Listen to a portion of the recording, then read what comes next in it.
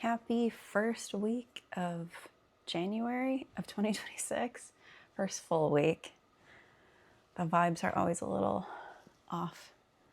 I mean, not off, but just so weird this first week back after all this holiday time.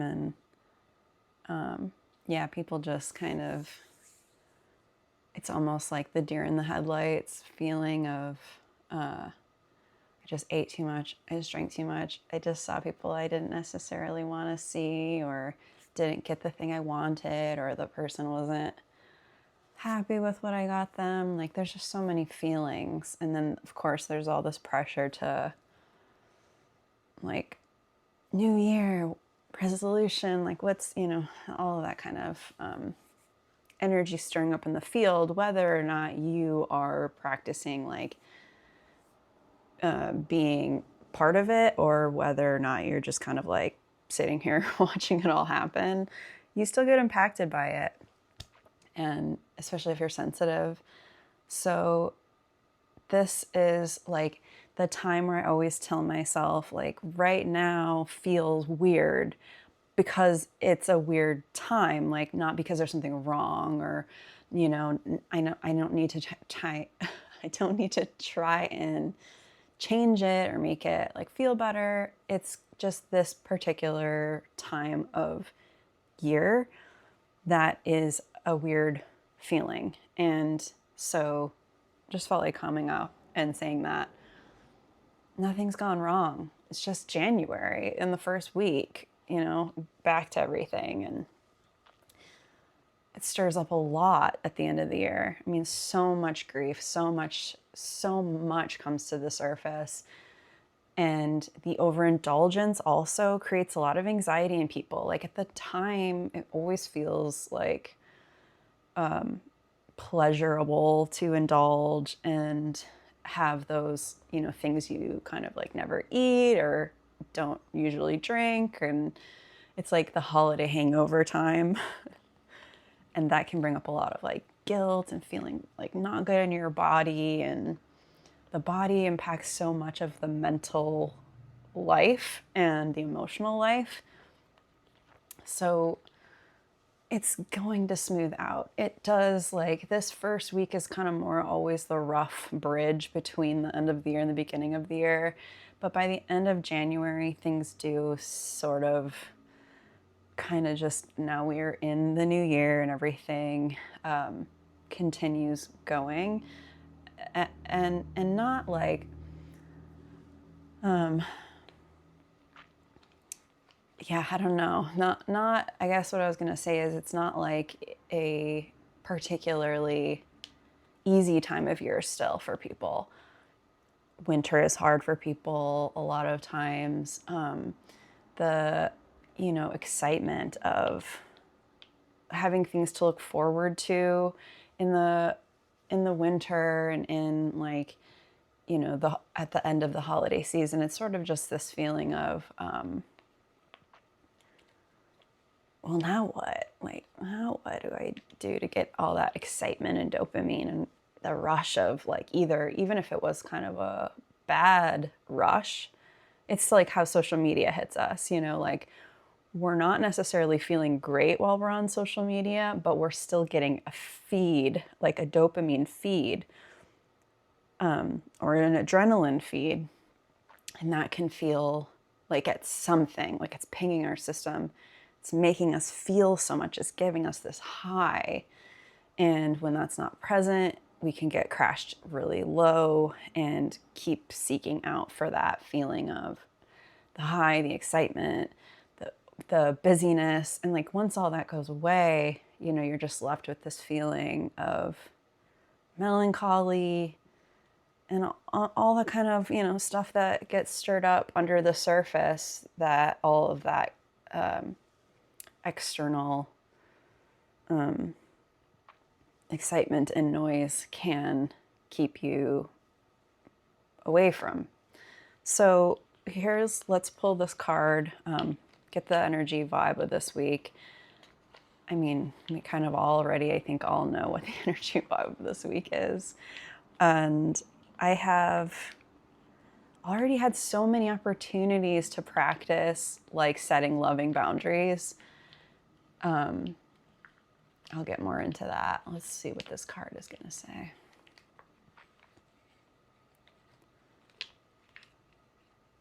Ah, inspiration. Nice.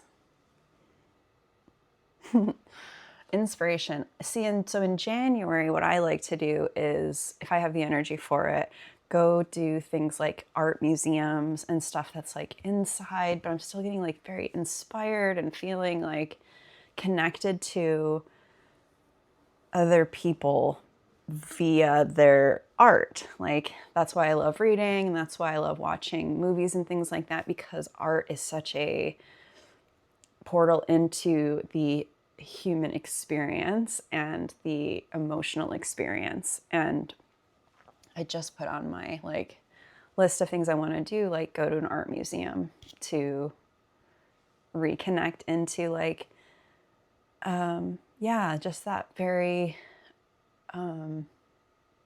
inspired place that art can bring you to. And also art helps me feel what I'm feeling. Like, I can do a lot of times all these different things to distract myself, but once I'm face to face with like a character on a screen going through something, like I've been watching this show called Victoria on Netflix. I really like anything set in that time period, like Downton Abbey and Poldark and all those like very nerdy back in the day kind of shows. And yeah, the episode I just watched, oh, this is going to be a spoiler. Okay, skip the next however long, let's say 10 seconds, and I'll just say it really fast. Skip the next 10 seconds if you don't want a spoiler if you like this show.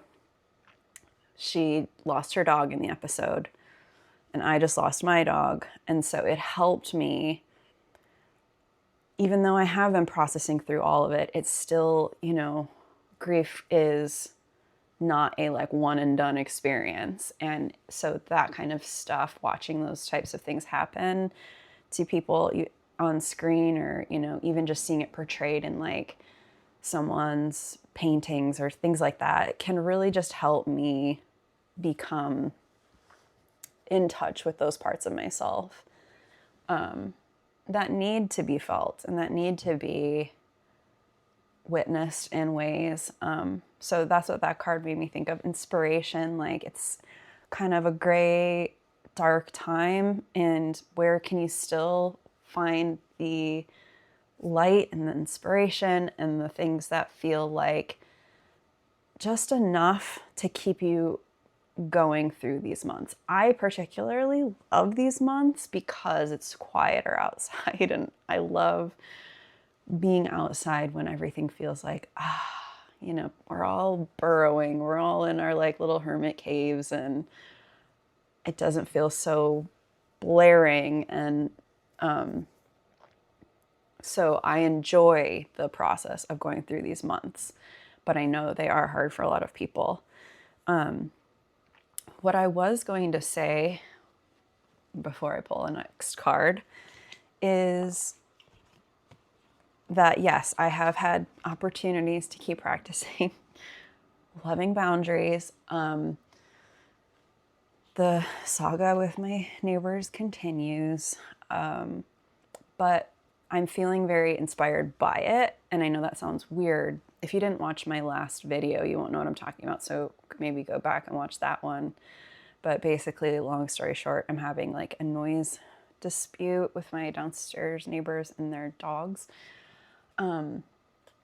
which has seemed to fluctuate, lessen, intensify. Like, it's a weird kind of thing I'm going through. But so the journey with that is continuing. But what was really nice is that over the weekend, I was kind of going through, like, I had already sent the email, management was already taking care of it. A week had gone by, and then it was still happening, same frequency, like nothing was changing. And I thought, oh, I'll just give it like I don't want to say anything too soon. I want to give it time to adjust, and but I'll suffer through it. I'll suffer through it. I'll suffer through it. And but it was really, really intense, and it was making everything feel like I felt like I just wanted to scream and cry and get out of the state, honestly. But I said, okay, I'll just wait until like Monday comes around and then I'll send an email. Well, what was really nice was my management company took the proactive step to reach out to me again and say, hey, has this gotten any better? And that was on Saturday. And I was like, oh my God, thank you like for the support there, because I really needed it. I was really struggling actually with it over the weekend. And I was able to say, thank you so much for checking in. No, it hasn't gotten better. And so I felt like it was such a nice moment of, see, when you say something, it's not always going to end badly. In fact, like you might have more support than you realize. But the hard thing, I think, is not knowing what it's going to be like once you do say something. At least for me, am I going to get yelled at? Am I going to get in trouble? Am I going to have them retaliate? Like, there's so many things, because those are all very real, and those have happened to people, and they've also in other ways happened to me throughout my life, where something gets weaponized against me when it's just, I'm just trying to like do the like loving kind thing. And I was also thinking about this morning how like I've been so involved in like so many spiritual communities and practicing like meditation and Tonglen and being with what is, and really sort of like allowing experience to happen and not fixating on the experience and letting yourself get overtaken by it, and practice coming back to the breath, coming back to the breath. And what I realized is I have grown out of like a part of spiritual growth that I needed to go through. Like I was taking spirituality as a way to not say something, or to like just, it's okay, just love them for who they are. They're going to do that. Just accept it. Just love them for who they are. But what I wasn't doing was, that's okay, like love them for who they are, accept them for who they are, but then make a boundary.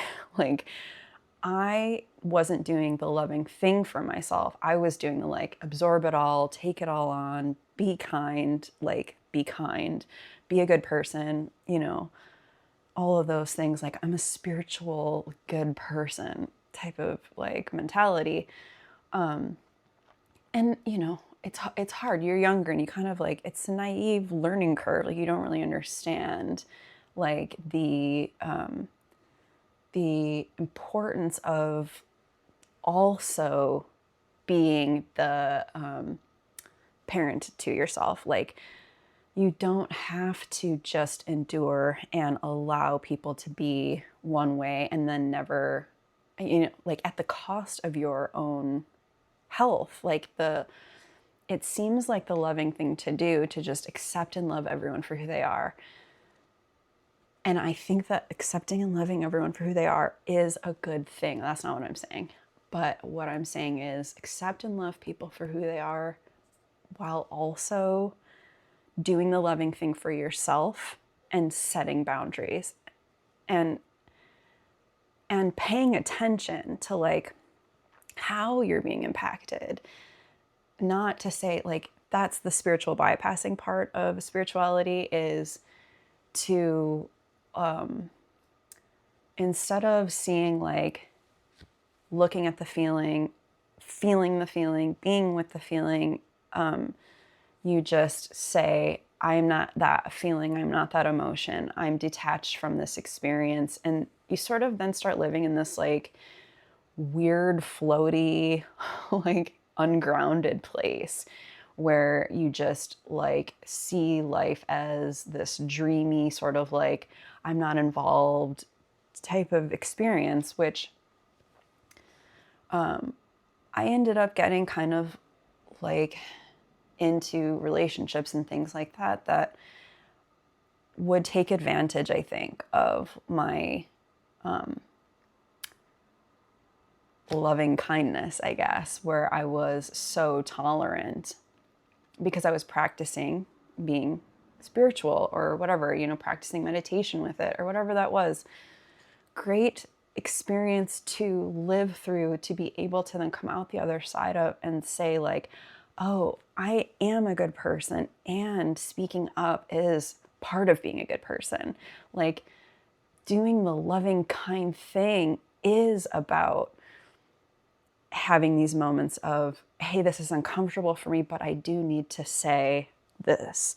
And that's the loving, kind thing also for yourself. And that's part of spiritually growing and evolving your own self, is not to avoid it, not to, wait till it goes away and just keep meditating and hoping it gets better. It's like sometimes the most spiritual thing you can do is to just confront it, look at it, and then figure out a way to be loving towards it and loving towards yourself without it being, you don't have to come at it from like a reactive place or make it less of an impact on yourself than it is.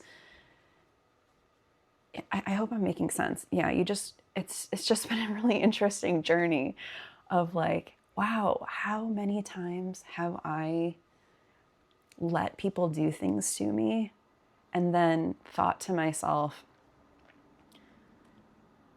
well, it's just probably easier if I let that happen versus standing up for myself or saying anything. And it's not the case for me anymore, and I got to 40 and I finally figured that out. But that's what it takes sometimes. It just, you can't know something until you know it. And you can't embody something until you've been through experiences that really show you like, this is not actually working. This isn't actually the way, but here's what I learned from that way. And then now here's what I practice. Let's pull a card from there. I've had just such interesting experiences this week too, and like how I'm handling them now. It's like, wow, I really have shifted. Something in me is really changing.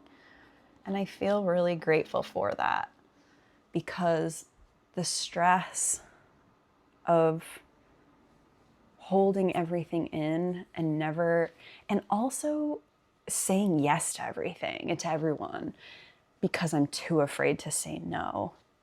And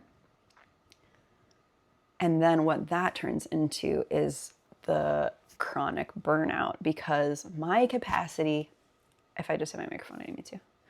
My capacity is extremely low for social engagements, for basically everything. To be honest, it's very humbling, and it's kind of been something I've really had to work with about myself. Is I have little amounts of capacity and energy to put towards things, and once that's gone, I'm operating from a like. It's like when your battery on your phone dies, but then imagine like you're still using your phone and it's dead. Like, it just is depleting the energy that's not even there. And so that leads me to burnout. So part of also being loving and taking care of myself is not putting up this illusion to myself and to other people that like, oh yeah, I can do that, no problem. Yeah, sure, let's do that. Yeah, that's great. Let's like, it might come off like, oh wow, Kara's a really kind person. Kara really shows up. Kara can really, all these kinds of things that people might associate with you from overgiving. But in reality, nobody's seeing the cost of that until you put it out into the light, until you actually share the truth of, you know what? I'm doing all of that as a fawn response. I'm doing that to people please. And I'm doing that at the cost of myself. And that's why I keep burning out. And that's not something that anyone else in the world can change for you besides yourself. So that is also really come up for me, especially since getting my diagnosis, is like, yeah, I know I used to be able to do all of that. It looked like I was able to do all of that, but actually that's the reason why I ended up in burnout and going through the uncomfortable adjustment of I have a really low capacity, and you know what? There's nothing I can do about it. I'm not doing it to be a bad person. I'm not doing it to be lazy. I'm not doing it because I don't care, but I just cannot do it. And that was a whole process of going through grief of why can all of these other people do all of these other things and I can barely do one or two of them. Yeah, that was a really like, and still is like, wow, humbling, but also very clear where I was ending up forcing myself to be a person I'm just not. And so, yeah, we're still kind of going through all of that pattern of people pleasing, fawn response, da da da da da. Anyway, this is a great card right now. Clear out the old. I mean, for real. Card number 5. I love that. I mean, beginning of the year, it does always feel like a release, clear out, which I've said many times, but last year was a release year, clearing out the old. And with that, like for me, my soul dog died in 2025, and I have gone through so much grief from the transition from 2025 to 2026. And I've really had to work through like, I'm not leaving her in 2025. That's not clearing out the old. There are some things that you can integrate into your whole rest of the energy going forward. This kind of like, it felt like this sharp edge I was walking over, but I realized I was kind of creating that in my mind. This to me is like, let's clear out the old. People pleasing, fawn response, not speaking up for yourself, being the good, kind person, but then resenting everybody for it because you're not speaking up for yourself. And nobody else can do that for you. So that is a lot of sort of why I got really lit up by this card, because everything I was just saying felt like that's what I was saying. I will read it, just, why not? I turned right to the page. Okay. Clear out the old. Where are we here? Okay. Whatever you are experiencing now is a creation that you have brought into existence from past thoughts and feelings. While in this moment, it may have you caught up, you can let go and begin to dream of a new reality. Let go of the aspects of this creation that no longer serve you or have a purpose. Release what has gone wrong in the past. Release also any material possessions that do not serve the new dream you now want to create. Know that where you are now, you can create anew and begin again. That is literally so perfect. Ah, wow. And that made me think too, I am a huge, like, let's get rid of the energy via material possessions kind of person. I, the other day, like, went to reach for some, like, to put on a shirt, like, in my t-shirt drawer or whatever. And I physically could not go for the shirts that I used to wear when I was doing my previous business, this business I've had for 10 years.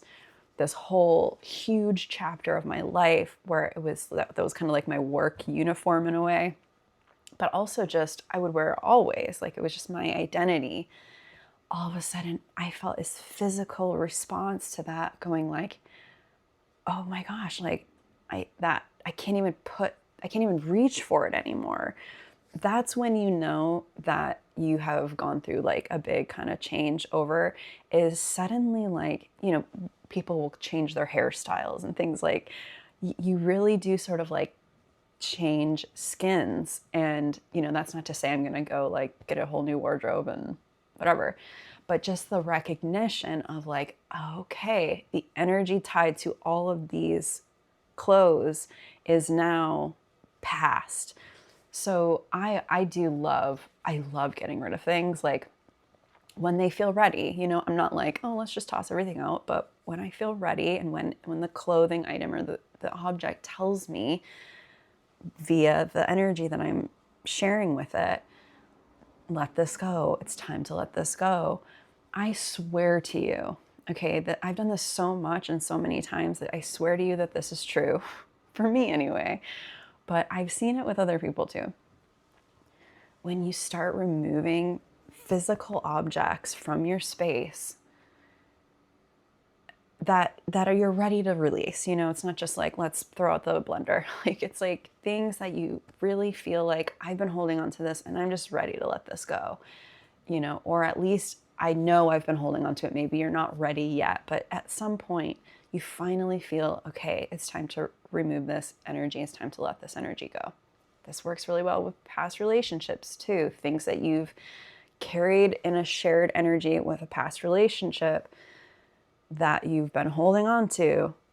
It is an energy tie. It is a thread of energy with that person. And sometimes that's totally like fine and good and healthy and okay.